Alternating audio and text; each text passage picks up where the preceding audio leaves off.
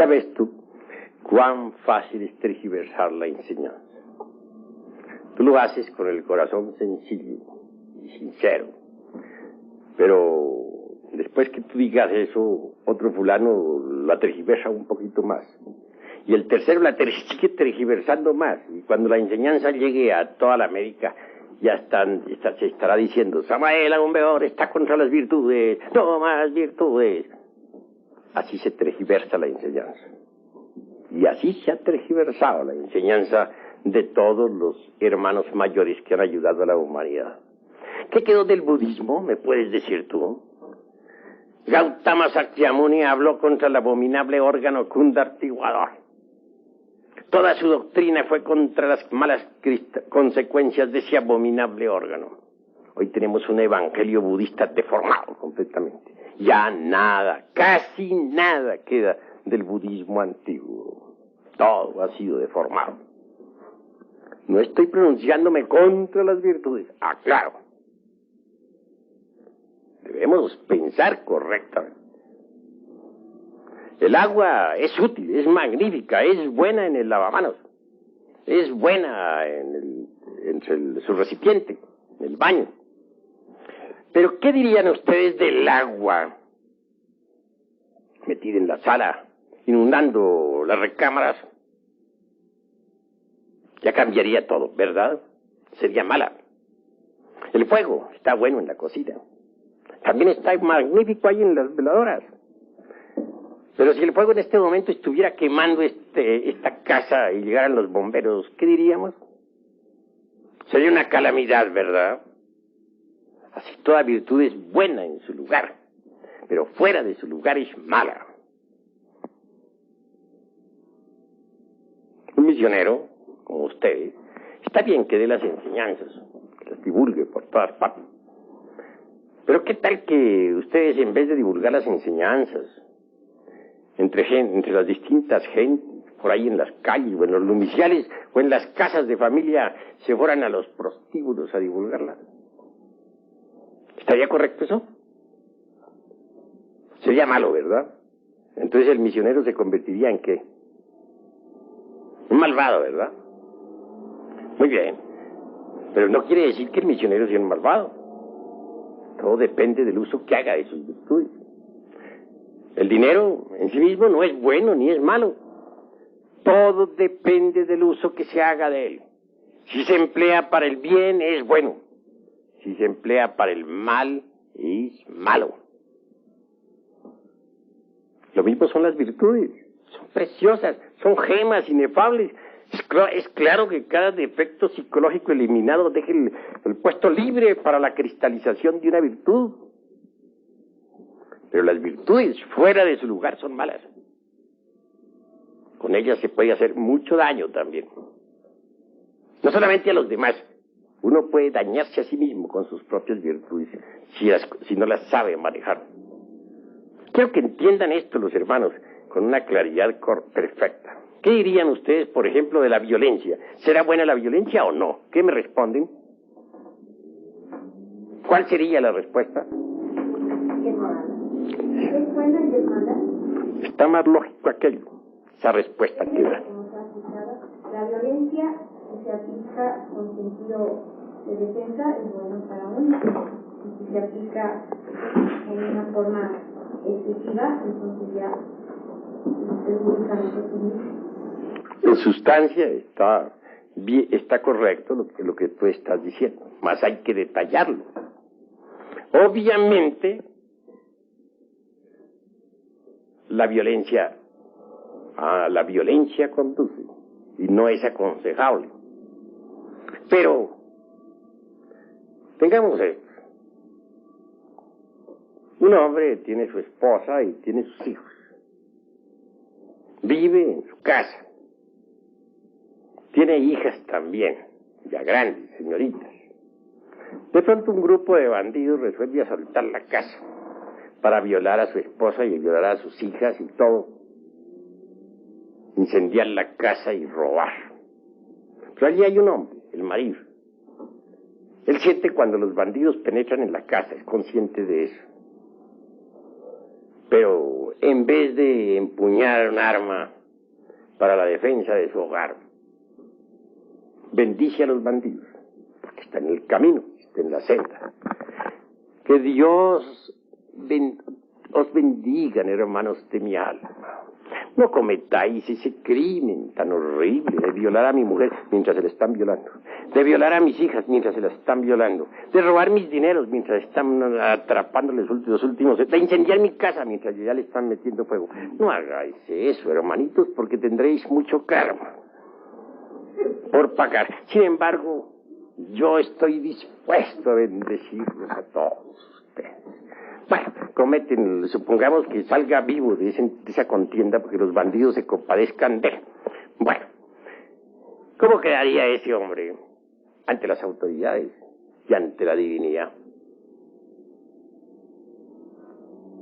Las autoridades creo que lo juzgarían por cómplice del delito. Hay un delito, eso está ya visto en el Código Penal. Ese hombre merece la cárcel, ¿verdad? Por cobarde y porque se ha convertido en cómplice del delito. Es obvio que merece la cárcel. Se ha convertido en cómplice. Es un cobarde. Entonces, ¿cuál es el deber de ese hombre ahí? Está en la senda, es iniciado, quiere ser Mahatma y no sé qué más. ¿Cuál es su deber? Pues morir en el campo de batalla. Defender su familia como dé lugar. Morir peleando. Pero morir. Si le tocó morir, morir. Cumpliendo con su deber de hombre. Ese es su deber. ¿O qué diríamos, por ejemplo, de un militar? Y aquí tenemos a nuestro hermano, teniente coronel Moisés Rodríguez Tapias.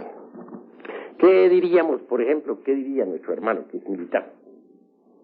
Que de pronto la patria está amenazada, vienen los gringos a invadirnos, a saquear, violar, incendiar, robar, y el ejército dice, no, ya no peleamos más, Dios bendiga a todos estos invasores, si queman, allá será su karma, que Dios los bendiga, nosotros no peleamos, se cruzan de brazos a dar bendiciones y a orar por los bandiditos que están atacando. ¿Qué se diría de un ejército así? ¿Cómo? Alta traición. Eso es obvio. Alta traición. Condenable no solamente por los jueces de la tierra, sino por la divinidad. ¿Cuál es entonces el deber del ejército en ese momento? Defender. Hay que usar las armas. De manera que las armas en sí mismas no son ni buenas ni malas, todo depende del uso que se haga de ellas. Si se emplean para el bien son buenas, pero si se emplean para el mal son malas. Todo depende. Así pues, esto de las virtudes es algo que hay que reflexionar muchísimo, porque con las virtudes también no solamente se puede dañar a otros, sino dañarse a sí mismo. A ver, va a preguntar algo el hermano. Yo no he entendido en el Ramayana por qué Krishna incita a Arjuna a que pelee contra el país. No he sabido interpretar eso. Que dice que no importa que los mate, no que acabo la bueno, que viva Krishna y con sus ánimos que le da a Arjuna y que vive esa pelea contra los parientes, maravilloso. Yo mismo estoy de acuerdo, vamos a pelear contra todos los parientes, desenvainemos la espada y vamos contra todos. Pues, ¿sabes tú cuáles son esos parientes? Pues son todos los agregados psíquicos que en nuestro interior cargamos. Contra ellos hay que pelear y muy duro aunque nos duela. Son nuestros parientes, pero hay que darle chicharrón. Y ni modo. A ver, hable pues. ¿Qué interpretación se le puede dar? ¿Cómo? ¿Qué interpretación podemos dar a la enseñanza evangélica de que se dan en una mentira con la otra? Eso sí, yo les aseguro que si alguien viene y me suena, pero yo le pongo la otra para que me suene más duro. No hay problema. Pero si tengo un grupo de niños aquí juntos, o si estoy de guardián aquí del templo, estoy ocupando, por ejemplo, el puesto del hermano y en ese momento llegan un grupo de bandidos a darle chicharrón a ustedes, yo ahí me la juego. Para eso está la espada, y si me salen adelante, bueno, yo muero en el campo de batalla. ¿Cuál es el deber de un guardián del templo? Dime a ver. Respuesta. Aún con la vida, las personas que están guardiadas. Correcto. Tú en este momento eres guardián del templo. Si en este momento alguien viene a atacarnos, vienen las multitudes, viene el vandalaje a atacar a estos hermanos, tú tienes que perder tu vida ahí si hay necesidad. Porque ese es el guardián del templo. De manera que entonces, una cosa es una cosa y otra cosa es otra cosa. Una cosa es que nosotros bendigamos a nuestros enemigos, que devolvamos bien por mal, que pongamos la mejilla derecha para que nos suenen más duro. Y otra cosa es cumplir con nuestro deber cuando llega la hora de cumplir, de defender, saber defender a los que están a nuestro cargo. ¿Entendido? ¿Hay otra pregunta? Sí, hermano. Hablando de las virtudes, se puede considerar que en muchos casos una virtud puede crear dependencia psicológica. La virtud, cuando no se sabe usar, puede crear dependencias psicológicas, puede convertirlo a uno en tirano, puede hacerle a uno dar un paso en falso, etc. Por ejemplo, ¿cuántos jueces que tuvieron la virtud del cumplimiento de su deber en épocas de la Revolución Francesa enviaron a los inocentes al cadalso? Hubo verdugos que su deber era decapitar a muchos en la guillotina y cumplieron con ese deber que ellos tenían, con la virtud del deber, y los decapitaron, hicieron caer en la cuchilla sobre sus pescuezos. ¿Es eso correcto? De manera que entonces, ¿qué? Hay que aprender a manejar las virtudes, no es que sean subestimables, son gemas preciosas, afloran en nosotros conforme los agregados psíquicos van siendo eliminados. Pero cada cosa en su lugar. Ya dijimos que el fuego está bueno en la cocina, pero no en la sala. Y que el agua está bien en el lavamanos, pero no está bien que invada las recámaras. Una cosa es buena, una virtud es buena en su lugar, mala fuera del lugar. Eso es todo. Hay que ser más equilibrados, más reflexivos, más maduros. Eso es obvio. Por ejemplo, la antipatía mecánica. Es absurda.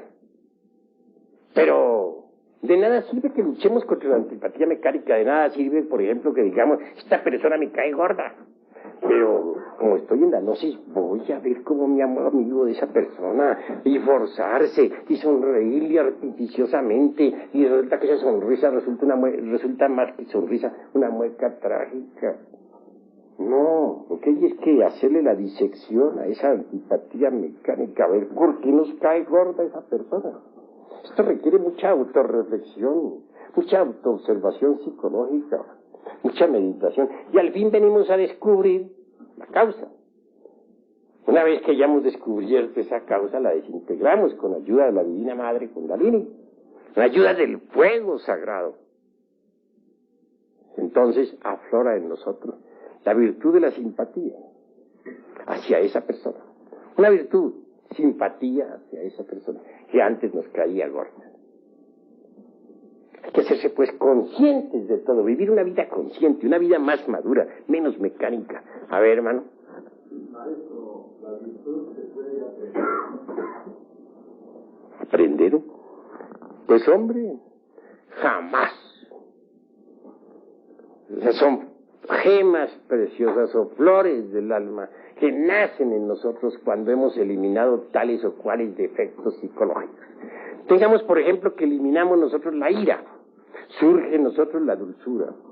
Que eliminamos la lujuria, en su reemplazo sí surge la virtud de la castidad. Que eliminamos el odio, en su reemplazo surge la virtud del amor. Y conforme vayamos eliminando estos defectos psicológicos, las virtudes van surgiendo en su lugar. Por eso decimos que necesitamos cristalizar alma en nosotros. Y el alma es puro fuego universal. Es fuego. Ese fuego divino, ese fuego inefable debe ir cristalizando poco a poco en nosotros. Pero no podríamos hacer cristalizar el alma en nosotros si no eliminamos los defectos de tipo psicológico. A medida que vayamos eliminando cada agregado psíquico, en su reemplazo irá cristalizando ya una virtud, ya un poder, ¿no? Ya una ley, etcétera. Eso se llama cristalizar alma. Y al fin, cuando todos los agregados psíquicos estén eliminados, solo quedará en nosotros el alma. Hasta el mismo cuerpo se volverá alma.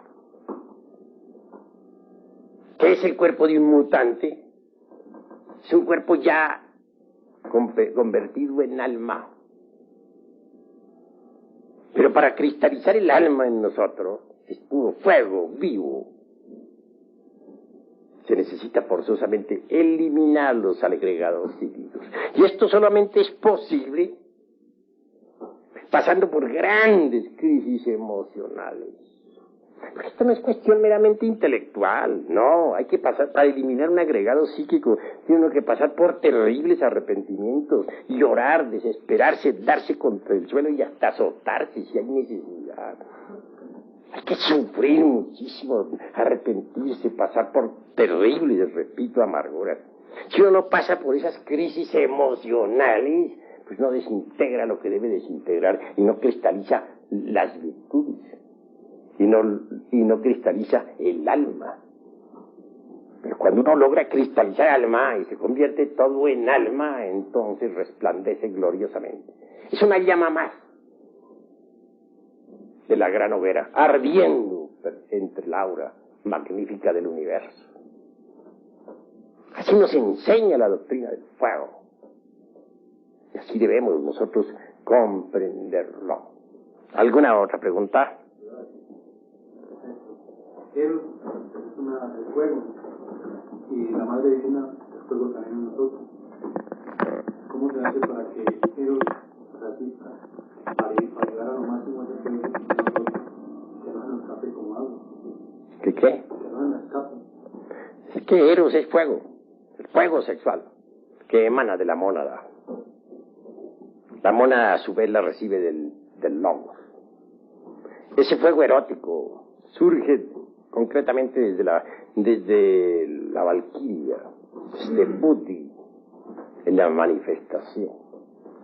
No se escapa cuando no se derrama el vaso hermético,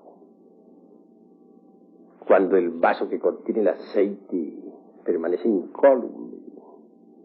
Pero si se derrama el vaso de Hermes, ese fuego erótico se escapa, se pierde, y entonces ¿con qué vamos a trabajar? Nosotros necesitamos del poder de la mónada, si es que queremos lograr eliminar los agregados psíquicos. Así se debe entender, así se debe comprender. ¿Hay algo más que preguntar? ¿Hasta dónde ese fuego se debe quitar? ¿Se debe qué? ¿O hasta dónde se debe trabajar con ese fuego? ¿Debe ser de forma también clínica? ¿O se puede llegar a calentarse el fuego? El fuego se manifiesta o se debe usar, para ser más claro, durante todo el trabajo esotérico de forma pues perfecta, rítmica, porque hay tiempos de plus y hay tiempos de minus, hay tiempos de mahambantaras particulares y tiempos de mahapralayas particulares, tiempos de actividad y tiempos de reposo. A cada época de actividad debe sucederse una pausa magnética creadora. De todo existe el biorritmo. A ver, hermano. Volviendo a lo de las crisis emocionales que usted mencionaba, sería congruente que una persona que esté interesada realmente en realizar la gran obra viviera a su ser, lo hiciese pasar por esas crisis emocionales. El ser es el ser y tiene muchas partes. ¿A cuál parte del ser te estás refiriendo? Por lo menos al entrenador psicológico, a la luz particular. Cada parte del ser merece ser reflexionada, porque sabemos muy bien que de la llama única emanan las 7 llamas. Y las 7 se multiplican por 7. Y esas 7, y a su vez sigue así por otras 7, etcétera, etcétera, etcétera. De manera que, obviamente, uno solo hace una parte. Las otras partes del ser tienen que trabajar también. Eso es obvio. Cada llama está obligada a trabajar. Pero, obviamente, es la madre divina Kundalini, la esposa de Shiva, la obligada realmente a realizar el máximo del trabajo. Y en cuanto a las crisis emocionales, es cuestión del centro emocional superior. Es cuestión de comprensión. Cuando uno comprende lo absurdo que ha sido, cuando uno se da cuenta de que uno no es más que una piltrafa humana que no vale nada, entonces surge el arrepentimiento por todos los delitos cometidos. Y de ello deviene la crisis emocional natural, no fingida, sino sentida de verdad. Eso es todo. Cuando se dice que el agua es el habitáculo del fuego, se está diciendo que el fuego proviene del agua, o es el fuego el primer elemento que le da vida a los demás elementos. El agua puedes tú analizarla. Encuentras la fórmula HO2. Pero esa H2 sin FOHAT quedaría incompleta. Hay que añadirle a la fórmula el FOHAT. De manera que entonces no podría existir el agua sin el elemento fuego, que es lo primordial, es lo fundamental. Cuando el fuego condensa, primero lo hace en aire, después en agua y por último en tierra. Tú puedes conocer los elementos químicos del agua, la CO2. Puedes conocer los elementos químicos de la tierra y saber lo importante que es el carbono. Puedes conocer los elementos químicos del aire y saber lo que es el nitrógeno y el oxígeno. Pero ¿cuáles son los elementos químicos del fuego? ¿Quién ha analizado esas sustancias? ¿Cuál es su fórmula? Hasta ahora es desconocida. ¿Por qué? Porque es la expresión viva de la seidad, es la reflexión del logos en el universo. De manera que del fuego sale todo. Y si no trabajamos con el fuego, desintegrando nuestros defectos psicológicos, marcharemos por el camino del error.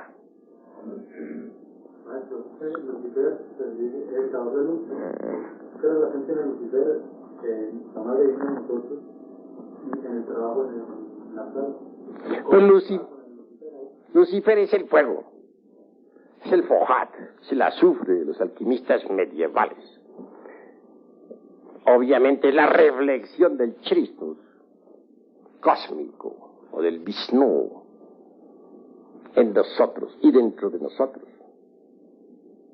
Indubitablemente él desciende hasta las profundidades de sí mismo, de nosotros mismos.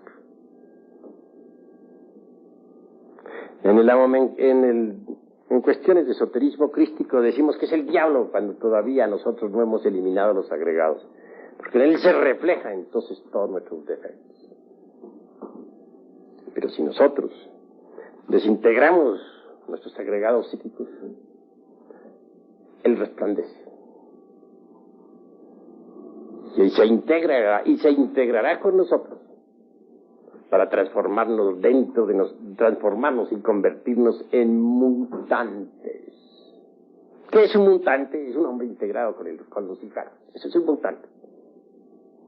Lucifer nos da todos los poderes, nos da el elixir de larga vida, nos da el poder sobre los elementos del fuego, de los aires, de las aguas y de la tierra. Pero para que Lucifer resplandezca en nosotros, se integre con nosotros, necesita primero ser blanqueado.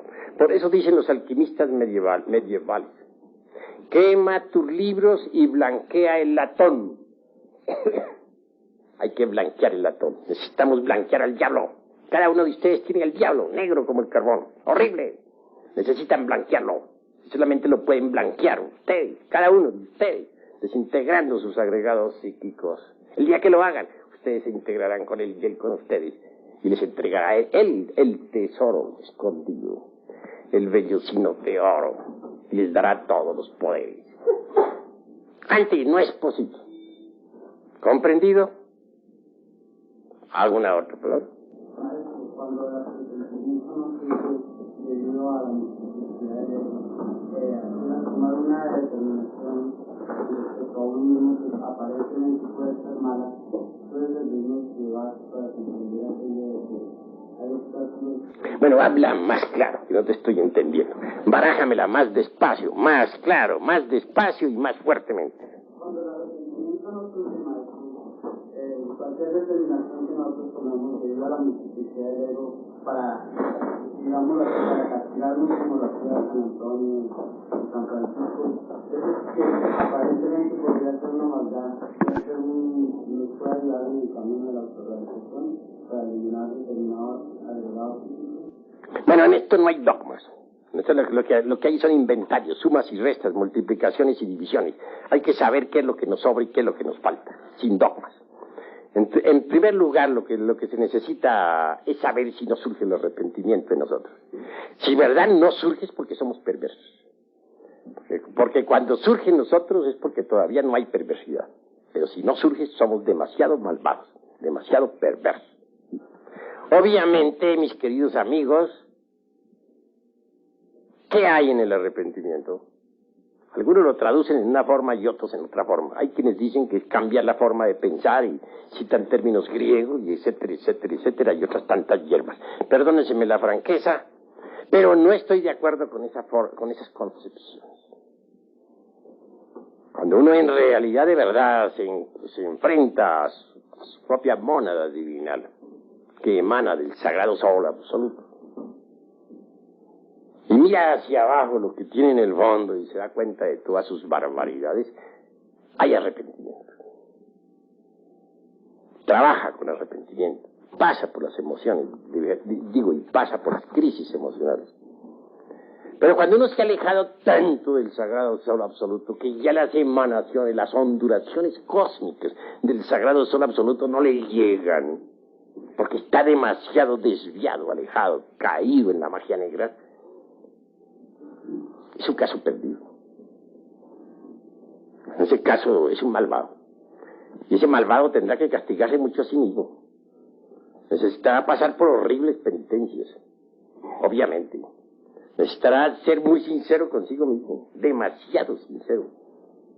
A fin de que pueda en verdad desintegrar los agregados psíquicos inhumanos que en su interior carga. Pero antes de todo, si no le ha llegado el arrepentimiento es porque es un malvado, perverso. Ha llegado a la perversidad, porque una cosa es la maldad y otra la perversidad. El perverso ya no tiene remordimiento ni arrepentimiento. Es un caso perdido.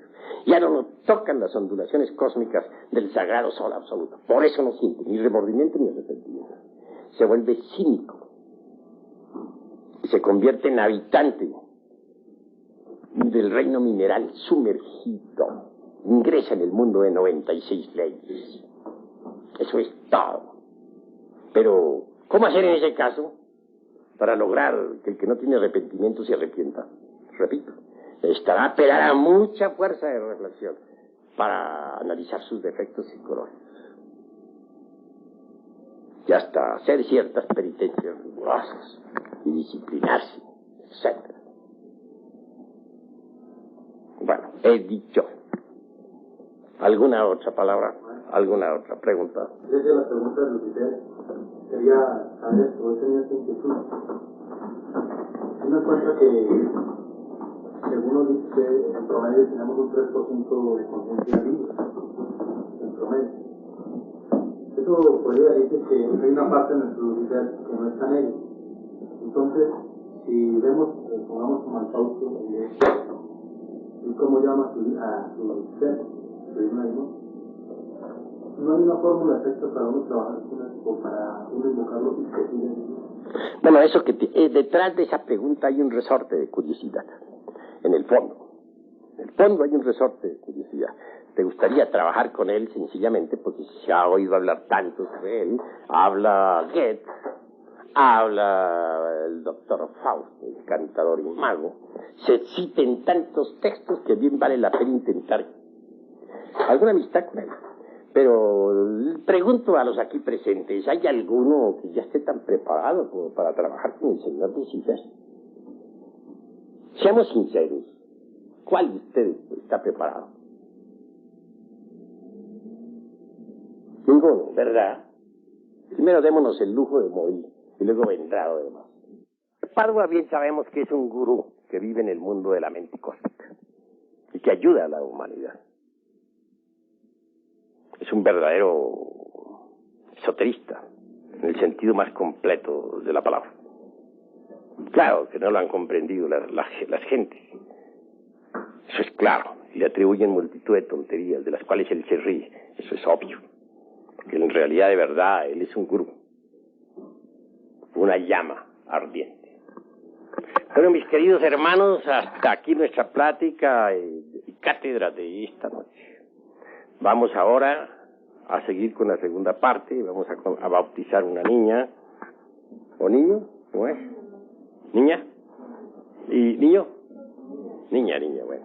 Y vamos también a entrar luego en la unción gnóstica.